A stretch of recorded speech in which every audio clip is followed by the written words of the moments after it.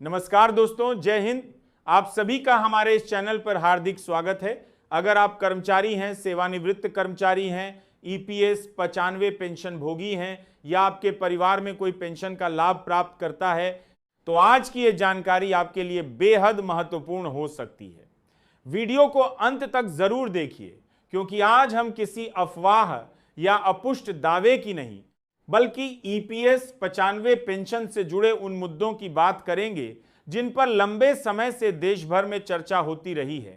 यदि आपको कर्मचारियों, पेंशन भोगियों और सरकारी योजनाओं से जुड़ी तथ्यात्मक जानकारी पसंद आती है तो वीडियो को लाइक जरूर करें, अपने साथियों के साथ शेयर करें, नीचे कमेंट करके अपनी राय बताएं और चैनल को सब्सक्राइब करके बेल आइकन भी दबा दें ताकि आने वाली हर महत्वपूर्ण अपडेट सबसे पहले आपको मिलती रहे।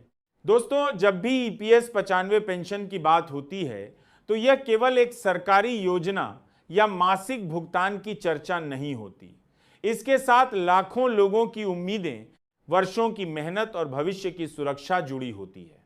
कोई भी व्यक्ति अपने जीवन के कई दशक नौकरी करते हुए इस विश्वास के साथ बिताता है कि सेवानिवृत्ति के बाद उसे ऐसी आर्थिक सहायता मिलती रहेगी जिससे वह सम्मान के साथ अपना जीवन व्यतीत कर सके।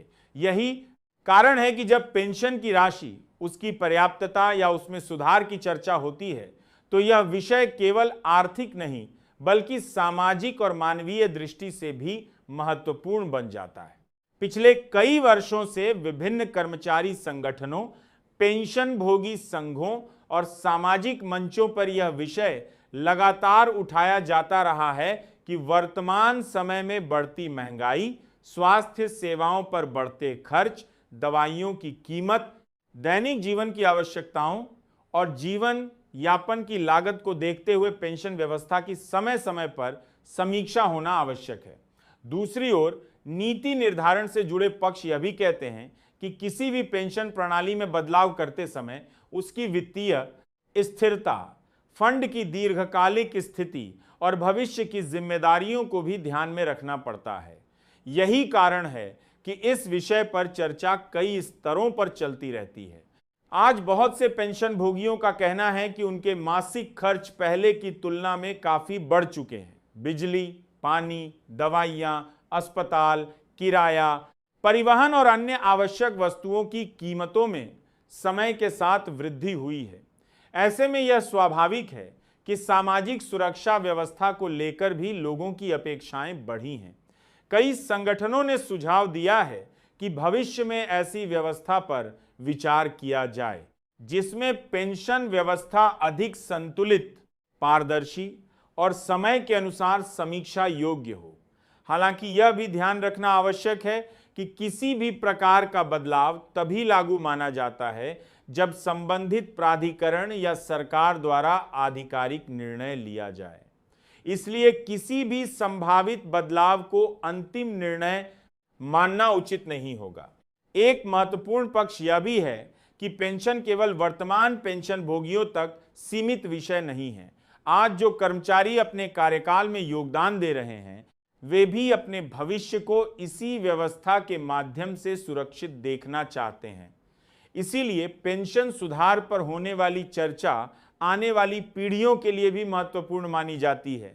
यदि भविष्य में कोई सुधार होता है तो उसका प्रभाव केवल वर्तमान लाभार्थियों पर ही नहीं बल्कि आने वाले कर्मचारियों पर भी पड़ सकता है। इसलिए इस विषय पर संतुलित, तथ्यात्मक और जिम्मेदार चर्चा आवश्यक है। इसके साथ ही यह भी महसूस किया गया है कि कई बार लाभार्थियों को प्रक्रियाओं की पूरी जानकारी नहीं होती। आवेदन, रिकॉर्ड, दस्तावेज, सत्यापन और अन्य औपचारिकताओं को लेकर भ्रम की स्थिति बन जाती है। ऐसे में समय पर सही जानकारी उपलब्ध कराना भी उतना ही आवश्यक है जितना किसी आर्थिक सुधार पर चर्चा करना। जब प्रक्रिया स्पष्ट होती है तो लोगों का विश्वास भी मजबूत होता है और अनावश्यक भ्रम भी कम होता है। दोस्तों, सामाजिक सुरक्षा का वास्तविक उद्देश्य केवल आर्थिक सहायता देना नहीं बल्कि व्यक्ति को यह भरोसा देना भी है कि उसके जीवन भर के योगदान का सम्मान किया जाएगा।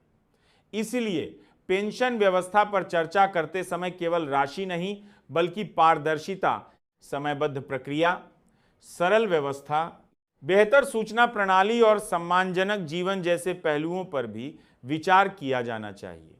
कई विशेषज्ञ भी यही मानते हैं कि भविष्य की सामाजिक सुरक्षा व्यवस्था में तकनीक का उपयोग इस प्रकार होना चाहिए कि लाभार्थियों को सुविधा मिले, अनावश्यक जटिलता नहीं।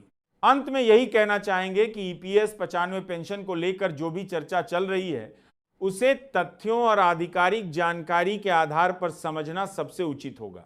किसी भी वायरल संदेश या अपुष्ट दावे पर भरोसा करने के बजाय आधिकारिक अपडेट का इंतजार करना चाहिए। जागरूक रहना, सही जानकारी प्राप्त करना और जिम्मेदारी के साथ अपनी बात रखना ही सबसे बेहतर तरीका है। यदि भविष्य में इस विषय पर कोई आधिकारिक निर्णय लिया जाता है तो उसकी जानकारी संबंधित माध्यमों से सार्वजनिक रूप से उपलब्ध कराई जाएगी। अगर आपको यह जानकारी उपयोगी लगी हो तो वीडियो को लाइक जरूर करें, अपने सभी साथियों के साथ शेयर करें, नीचे कमेंट करके अपनी राय जरूर बताएं और चैनल को सब्सक्राइब करना बिल्कुल न भूलें। धन्यवाद। जय हिंद।